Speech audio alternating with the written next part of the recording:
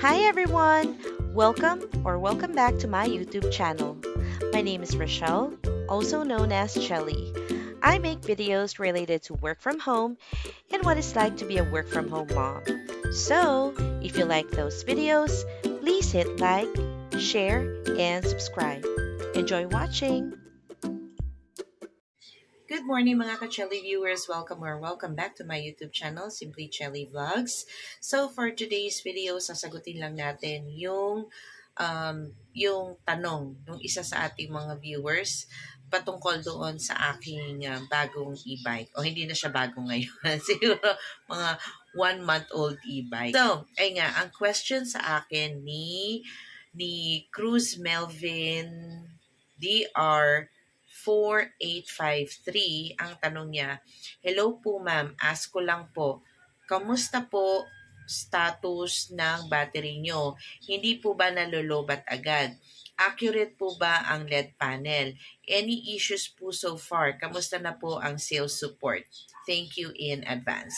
Okay, sa first question niya, kung ano ang status ng battery ko, very good po ang battery ko. Okay? Kasi sa pag-charge ng battery or para sa pag-aalaga ng battery, may mga dapat ka ring sundin po dyan para tumagal yung battery natin. Kasi yan ang number one, isa sa mga number one na nasisira sa isang e-bike kapag mali ang pag-charge mo ng battery ng e-bike. Sabi niya, hindi po ba nalulubat agad? Hindi naman po. Kasi right now, naka-charge siya ngayon. Chinarge ko siya ng 9:30. So, most likely, full na rin siya ngayon. Pupuntahan po natin. Okay? So, very quick lang naman. Hindi po ba nalulubat agad? Hindi po. Kasi hindi naman depende yan sa pagdadrive mo po. Para rin yung kotse. Kung madali ka bang maubusan ng gas agad, 'di ba? Depende yan sa apak mo sa accelerator. Kung maapak ka lagi, then definitely maubos na agad yung iyong gasolina. So ganun din po itong ating battery. So depende yan sa driving style. Ako po kasi kapag dito lang sa loob ng subdivision namin, naka-low lang po ako lagi. Yes, naka-low lang. Tapos kapag nasa highway na, it's either naka-medium ako or kapag paahon naman siya, mag-high ako and then babalik ko ulit siya sa medium. And then pag nandito na, papasok na sa subdivision, binabalik ko ulit sa low. Ayun. And kapag pababa yung slope ng dadaanan, nilalagay ko lang din po yan sa low at hindi ko po inaapakan yung accelerator niya. So, tumatagal ang full charge ko. Tumatagal ng 3 days is the most. So, every 3 days ako nag-charge or kapag sobrang gamit siya for 2 days naman pag lagi ko siyang ginagamit, like madalas ang gamit ko. Pero pag tipong bahay, eskwelahan, sundo-sundo, tumatagal siya ng 3 days sa akin, guys. Oo. So, may mga times na kasi na may mga pinupuntahan pa akong iba, like punta ng barangay hall, pupunta sa mga ibang KAHOA member, Homeowners Association members, ganyan. Ayun lang. Pero the most talaga is 3 days. Yun po. Ganun po ako. Kasi yung tanong niya rin dito, accurate po ba yung LED panel? I would say yes. Kasi yung digital panel natin, makikita mo yan gumagalaw din kapag aandar ka, kung gaano ka kabilis, at kung ilang kilometro or ilang meters na yun ay tatakbo mo. So, ayun, accurate naman siya. And yung sa part ng makikita mo yung voltahe ng ng panel, voltahe ng battery niya. Meron yang naka-standby na number ng voltahe. Pagka fully charged yung yung e-bike ko, nakikita ko nasa 68 volts siya.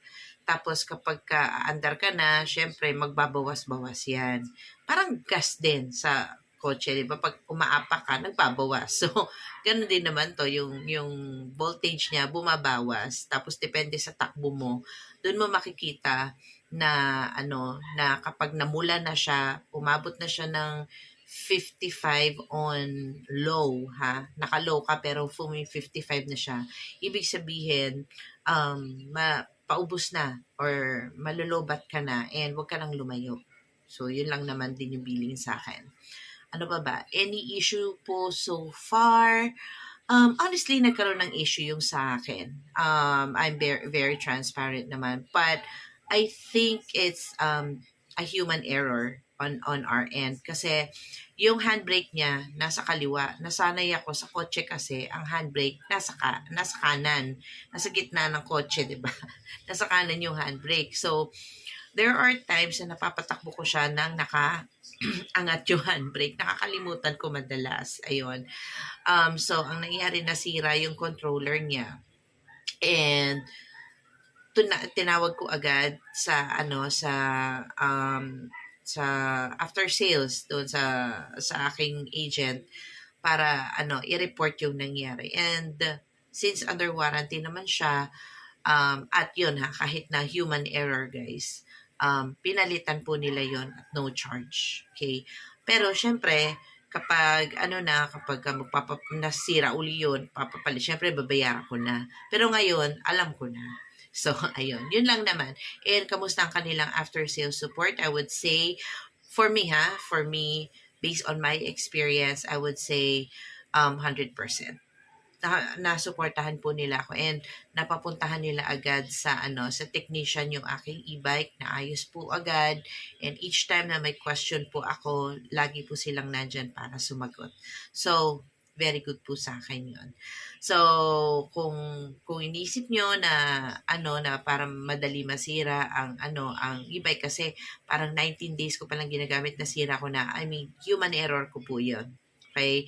And alam niyo naman dito sa Bulacan, maraming areas wherein maraming potholes, ganyan. And syempre, nasanay kasi ako sa kotse. 'Di ba guys? So, medyo nag-a-adjust pa ako during that time. Kasi, syempre, aminin natin, ang e-bike, hindi naman yan ganun ka-heavy duty kagaya ng sasakyan. So, ingat-ingat na lang din naman talaga. So, ngayon, okay na siya. And yung mga potholes dyan, as much as possible talaga, iniiwasan ko na kung kaya ko umiwas. Pero kapag hindi ko kaya umiwas, nagbe-break ako and dahan-dahan lang. Ganon. Ayun lang, guys. So, lessons learned. So, ngayon, pupunta na natin siya kasi baka siya ay puno na. So, samahan niyo ako, tanggalin natin siya sa saksakan. Okay, so eto na. Medyo, ayan. Magsi 6 o'clock na ng umaga. Good morning, Beagles! Good morning! Ang aking mga Beagles, guys. Ang iingay na nila. Ang lalaki na nila. Ayan, aray ko. Kumabuksan. So, eto na guys. Tanggalin na natin. Ayan, magandang umaga. Ayan. So, meron akong hinanda dito. Meron saksakan kasi ako doon guys sa taas. Ayan. So, dito ko lang siya nilaw. Ayan. Papunta dito sa aking e-bike. Ayan. So, check na natin, baka naka-color green na. Baka, yun din ang babantayan nyo guys. Ang maano siya, ma-overcharge. So, eto na, papakita ko sa inyo. Okay. So, ayan na siya, naka-color green na siya. So, tanggalin na natin. Wait lang.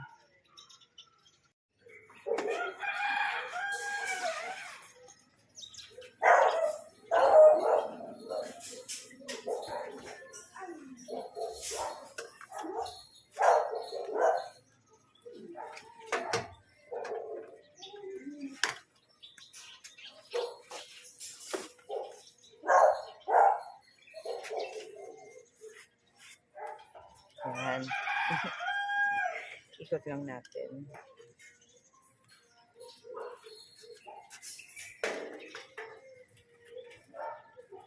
Okay. Yeah.